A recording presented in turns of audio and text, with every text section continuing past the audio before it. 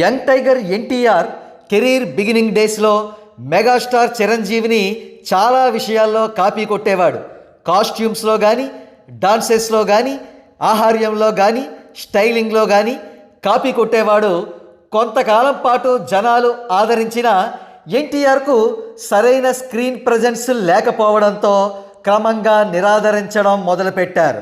అంతేకాదు, man of the masses అని చిరంజీవి మరియు రామ్ చరణ్ల టైటిల్ను ఓన్ చేసుకోవడానికి వృధా ప్రయాస చేస్తున్నాడు ఎన్టీఆర్ అని అంటున్నారు సినీ విమర్శకులు. మ్యాన్ ఆఫ్ ద మాసెస్ అనేది 2005వ సంవత్సరంలో రిలీజ్ అయిన చిరంజీవి చిత్రం అందరివాడు టైటిల్కు ట్యాగ్ లైన్.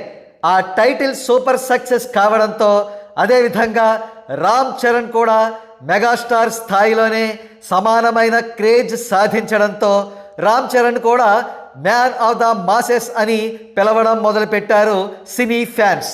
ఇక ఇప్పుడు ఎన్టీఆర్ తాజాగా నటిస్తున్న దేవర చిత్రంతో కాపీ కొట్టడంలో పరాకాష్ఠకు చేరిపోయాడు. ఇక్కడ కనబడుతున్న స్టిల్స్ చూడండి. వాల్తేరు వీరయ్యలో చిరంజీవి స్టిల్స్ని పోలి ఉండే దేవర స్టిల్స్ చూశారు కదా.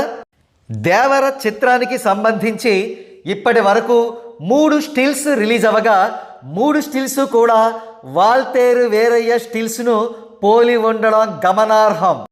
ఈ విధంగా ఎన్టీఆర్ చిరంజీవి స్టిల్స్ను కాపీ కొట్టి కాపీ క్యాట్ అనే బ్యాడ్ టైటిల్ను సంపాదించుకున్నాడు. అయితే ఈ పాపం ఎవరిది? ఒక్క ఎన్టీఆర్ది మాత్రమే కాదు, భావ దారిద్ర్యంతో బాధపడుతున్న కొరటాల శివది కూడా. మనందరకు తెలిసిందే, కొరటాల శివ ఆచార్య చిత్రాన్ని పరమ చండాలంగా తీసి డిజాస్టర్ పాలు చేశాడని. అయినప్పటికీ కొరటాల శివకు బుద్ధి వచ్చినట్టు లేదు. అందుకే కసితో, క్రియేటివిటీతో దేవర చిత్రం ప్రమోషన్స్ చేసుకోకుండా నిస్సహాయంగా చిరంజీవి చిత్రాన్ని కాపీ కొట్టుకుంటూ సినిమా తీసుకుంటున్నాడు. మరి దేవర చిత్రం కూడా ఆచార్యలాగే మరొక డిజాస్టర్ కానుందా? వేచి చూద్దాం.